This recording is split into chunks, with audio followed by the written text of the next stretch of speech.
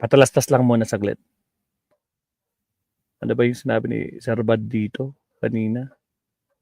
7 buwan. Duterte 5 DDS vlogger nag-away-away na. Ito. 10 minutes. DDS vloggers, mga vloggers nag-away-away na sila. With Multivitamins Plus. Buenos dias, damas y caballeros. We recorded this vlog last night. Related din to sa topic natin. Malaya tayo makapag-jogging early this morning as you are watching this. So, this is a follow-up doon sa vlog natin sa di umano'y tanggap naman at public knowledge na yan sa Davao na itong si Cagayan de Oro 2nd District Councilor Girly Balaba ay naging girlfriend ni former President Rodrigo Roa Duterte. May mga reports nga nung ang dami namang rumored girlfriend. Di ba pati si Garma, tandaan niyo, si Colonel Garma, di ba? O, si Garma. Tapos meron pa yung isa, yung anong pangalan na nung isa? Mga kabsat, may nagbanggit sa inyo dun eh. Si Girly, si Garma, tapos meron pa yung isa, Apostolera ba yun? O basta meron pa isang binabanggit. Kahit nung mayor pa siya at habang reporter pa ito ng ABS-CBN. Siya yan. Oh. At kasing edat lang daw yan ni Sara Duterte. Maraming sinasabi dyan sa Davao. So, we are doing a follow-up on this issue dahil di umano yung pagsulpot nito sa eksena ay nag-create ng away-away dyan sa kampo ng mga Duterte. At tulad nung nireport natin noon na nag-aaway-away yung mga organizer dyan sa The Hague. Yung isang organizer dyan na vlogger, pinagalitan ni former Duterte spokesperson Harry Roque at inaway rin ni Maharlika. Ngayon naman, di umano, according doon sa vlogger na inaway nila, na si Alvin Ed Tourism, ang vlog niya, di umano pera ang dahilan ng pag-aaway nila. Kasi somehow, inakusan daw ito si Alvin na binubulsa yung mga pera or nag-organisa ng mga rally dyan para sa pera lang or para makatanggap ng pera sa mga Duterte kay Sara Duterte o kay Napulong. Ganon. So dinideny naman ito ni Alvin.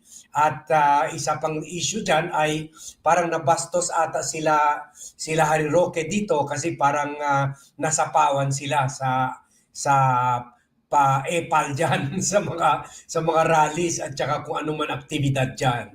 So dito pinapakita na yun nga, indeed money is the root of all evil. At gano'n rin nangyayari ngayon.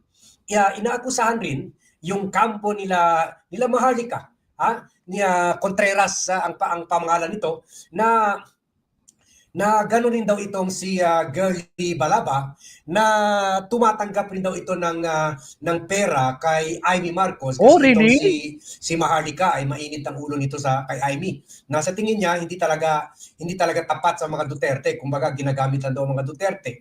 Wala talaga siyang tiwala dito kay Amy. At sinasabi niya ito parang ang Trojan horse ni Amy para to be on the good sides of the Duterte. So ngayon nag-aaway-away na sila. Inaatake ng grupo nila Maharlika at ibang vloggers itong si Girly Balaba.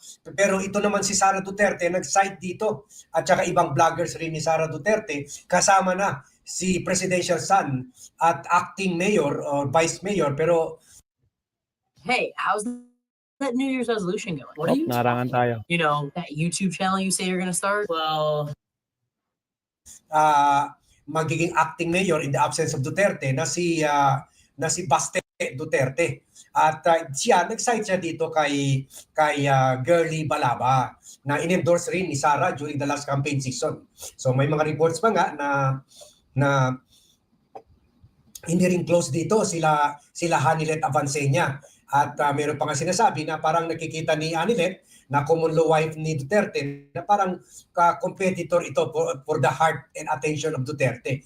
Itong si Girlie Balaba na former reporter ng ABS-CBN dyan sa Davao. So ayon sa report dito sa billionario.com na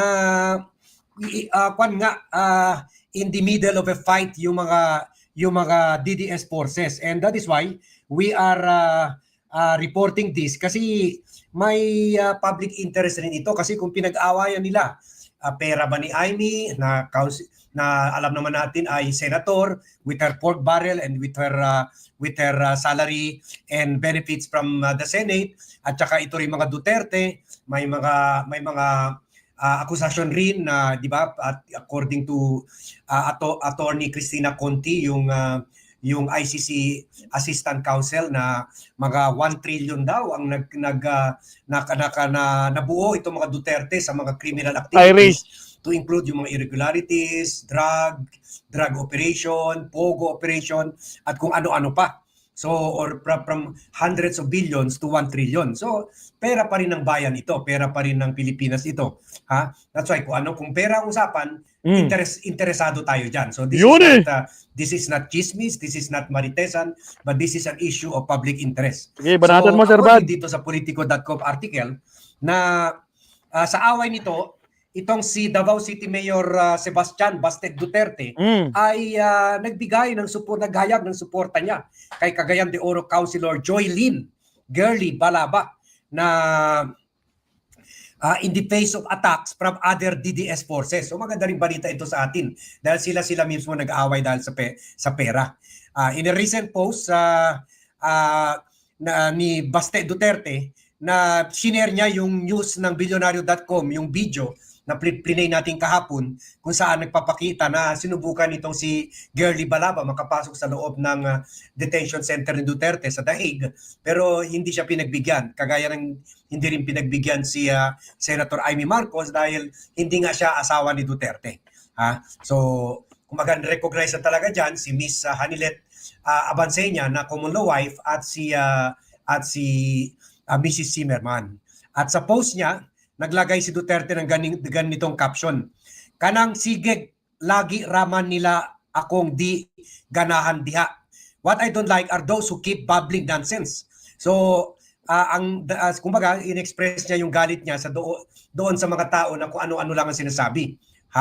At marami nag-interpret dito sa caption ni Baste na binabanatan niya yung sila Maharlika na ang tunay na pangalan ay Claire Contreras, na US-based vlogger ito, na binabanatan itong si Girlie Balaba. Kasi ito daw mga Duterte children are close rin dito kay Girlie. At ito isa rin supporter ni Duterte na itong si Tio Moreno ay ganun rin, naglagay rin ng caption doon sa video ni Girlie na sinabi, buti pa si Girlie Balaba, friends ni Vice President Sara Duterte. Iba dyan nga. So both Baste at saka itong si Tio Moreno could be hitting itong si vlogger Claire Contreras, also known as Maharlika, na binabanatan itong si Claire Balaba na inakusahan nila na bayaran daw ni Amy Marcos. At ito daw nagki-create ng tension o ng away among the Duterte groups. Yan. So in short, pera pa rin. Pera pa rin ang dahilan ng pag-aaway nila. So kagaya rin doon sa nireport natin, yung pag-aaway ni Harry Roque doon sa mga organizers ng mga rally at mga events doon sa The Hague, kung saan ganoon pinag-aawayan rin nila pera. So ganun rin, pera rin is the root of all evils, root of all evil sa mga Duterte groups at Duterte vloggers. Yan. So, kahit pa paano, nakikita natin may pattern talaga. Kumbaga, walang personalan, pera-pera lang. So, yan lang po ang update natin dito sa issue na ito. Thank you very much for watching and I'll be seeing you in my next vlog. Nagkagulo sila dahil sa pera, my goodness. O siya, salamat Sir Bad. O tapos punta natin si Walang Ligo, mapasad, upload ko na sa Facebook ko. Pwede na, tapos naka only me para hindi makita ng lahat. Kasi baka i-copyright tayo.